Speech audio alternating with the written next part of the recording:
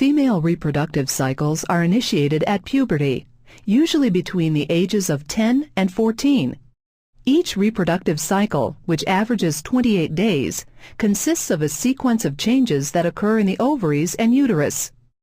During each reproductive cycle, gonadotropin-releasing hormone, or GnRH, from the hypothalamus stimulates the anterior pituitary to release two gonadotropic hormones, follicle-stimulating hormone, or FSH, and luteinizing hormone, or LH.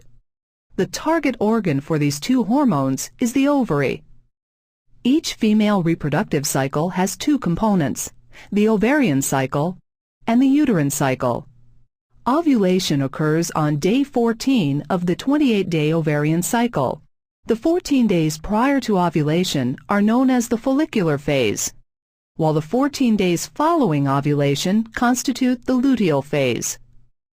The ovarian cycle is regulated by changing levels of FSH and LH. Ovulation occurs on day 14 of the 28-day uterine cycle. The 14 days prior to ovulation are subdivided into a menstrual phase, days 1 to 5, and a proliferative phase, days 6 to 14. The 14 days after ovulation constitute the secretory phase. The uterine cycle is controlled by the ovarian hormones, estrogen and progesterone. The events in the ovary prior to ovulation constitute the follicular phase of the ovarian cycle. In the first 5 days, increased GnRH stimulates the anterior pituitary to increase production of FSH and LH. This stimulates primordial follicles in the ovary to mature into primary follicles, each containing a diploid primary oocyte that is arrested in prophase 1 of meiosis I. At the same time in the uterine cycle, decreasing levels of progesterone lead to sloughing or shedding of the endometrial lining. This is the menstrual phase, commonly referred to as a woman's period. In the ovary during the second part of the follicular phase, days 6 to 13, a small number of primary follicles form secondary follicles.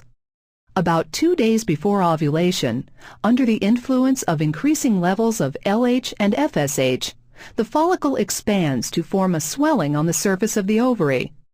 Approximately 16 hours before ovulation, the levels of FSH and LH surge to cause the final maturation of the follicle, now called a mature or Graafian follicle. Just prior to ovulation, the primary oocyte completes meiosis I to form a haploid secondary oocyte. Simultaneously, the lining of the endometrium begins to reform under the influence of estrogen produced by the ovarian follicular cells. This is known as the proliferative phase of the uterine cycle.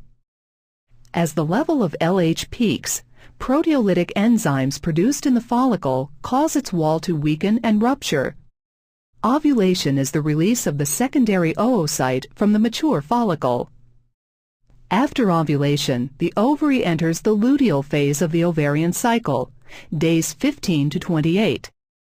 During this period, the remaining ovarian follicular cells form a corpus luteum, which produces the hormones progesterone and estrogen. Progesterone and estrogen from the corpus luteum stimulate further thickening of the endometrium in the secretory phase of the uterine cycle, days 15 to 28.